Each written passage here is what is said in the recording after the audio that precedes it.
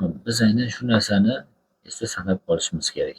So'z oxirida biz bilgan o'zbek tiliga arabchadan, forschadan o'tgan barcha a bilan tugaydigan so'zlarni oxiri, demak, agar u ayn bilan tugagan bo'lmasa, shu qoidani ayn harfida yana takrordan eslatib o'taman. Lotin yozuviga asoslangan o'zbek alifbosi 3-marta qabul qilinayotgan bir paytda biz 1000 yillik fors alifbosini o'tishda davom etamiz. Navbatdagi harfimiz hoyi havvaz harfi. Hoyi havvaz harfini bugungi kunda hoyi do'chashmi, ikki ko'zli ho deb aytishadi. Mana o'zbek tilida h bilan x ni adashtiramiz, ko'pincha buni farqlashda qiynalamiz. Lekin fors tilida h harfining o'zi ikkita, x harfi esa alohida. O'sha jimdosh harflarning ustida nuqtasi bori, demak x edi. Va hoyi jimi nuqtasiz jim va mana hoyi do'chashmi, ikki ko'zli ho. Demak, bu harfimiz mana 4 ko'rinishli muttasil harflar sirasiga kiradi. Qamariy harf hisoblanadi. Yozilishi nihoyatda xilma-xil shakllarda yoziladi. Satr chizig'ining ustida shu ko'rinishda yozish mumkin. Endi bu alohida shakli edi. So'z boshida xuddi shu shakl faqat kelyapti-da, birdaniga o'ng tomonga uzatamiz. So'z o'rtasida esa qaranglar, qo'l harakatiga diqqat qilamiz. O'ng tomondan kelayotgan chiziq pastga tushadi, tepaga qaytamiz va mana yana yo'limizni davom ettiramiz. So'z oxiridagi shakli soddagina mana shunday hoyi do'chashmining yarmi. Xo'p, agar harakatlardan keyin kelganda alifdan keyin mana o, a, u yoki mana e. So'zlar tarkibida yozib ko'ramiz.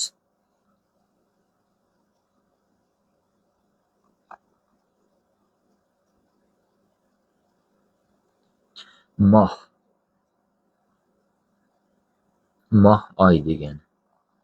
Ho, lar degani ko'plik. Har o'zbek tilida ham ishlatiladi. Har bir degandagi har.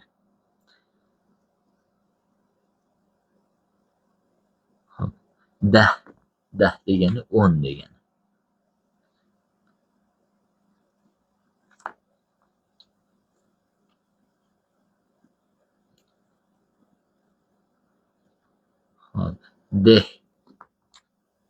Deh degani qishloq degani. O'zbek tilida o'sha ishlatiladigan daha so'zi mana shundan olingan. Hop, Nuh 9 degani. Bahor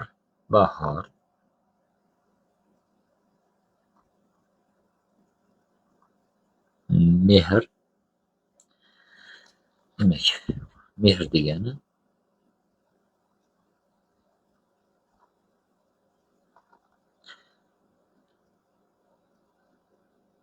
Jahon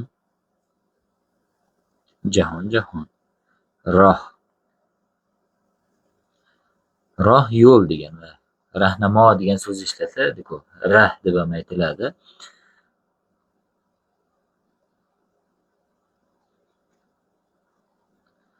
Bahrom bu ism sifatida bilamiz va bundan tashqari o'sha qaysidir sayyoraning forscha nomi. Tanho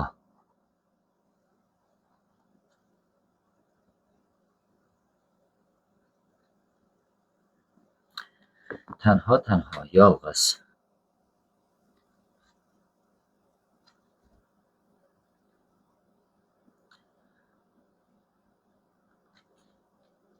Hoyi do'shashmi harfining tovushlari haqida.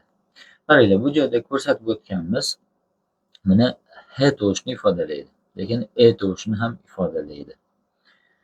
Ya'ni qanday qilib deganda, qaranglar, e tovushi haqida biroz eslatib o'tamiz. Fors tilida e tovushi harf sifatida mavjud emas, ya'ni ni ifodalaydigan harf yo'qdir. Masalan, so'z boshida alifni ostiga zir belgisini qo'yyapmizda ni ifodalayapmiz. Islom deb aytyapmiz. Hop, so'z o'rtasida esa istalgan undosh harfning tagiga zir belgisini qo'yyapmiz va shu holatda boyagi mana beh deganimizda bu joyda edi mana. Dol, hoy do'chashmeni yozib, tagiga zir belgisini qo'yapmiz. Beh bo'lyapti. Ana endi so'z oxirida esa hech qachon belgi so'z oxiriga o'zi muallaq kelmaydi. Shuni hisobiga, demak, so'z oxirida biz tovushni ifodalash uchun bilan tugagan so'zlarda hoy havvas harfidan foydalanyapmiz. Ya'ni hoy havvas degan shu hoy do'chashmay. So'z oxirida ushbu shaklda, alohida shaklda yoki so'z oxiridagi shakli bilan biz ni ham ifodalaymiz. So'zlarni yozamiz. Masalan,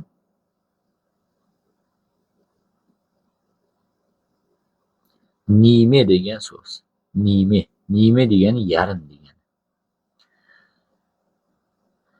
Hop, yoki mana divone.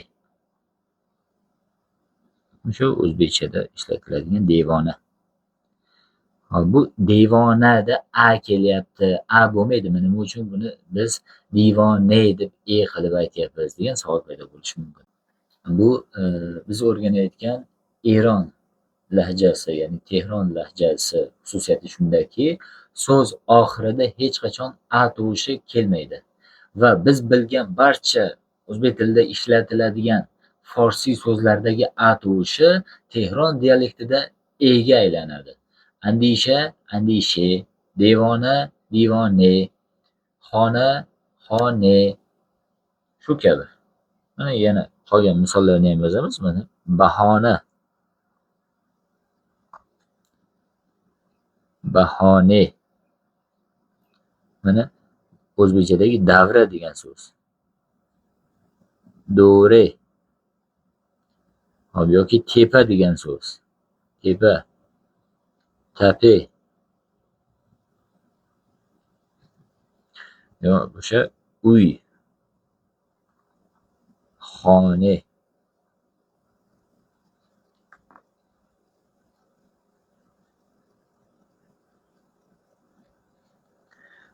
Bizni kuzatishda davom eting.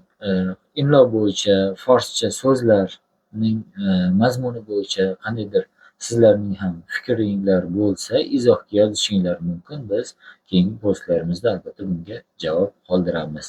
E'tiboringlar uchun rahmat.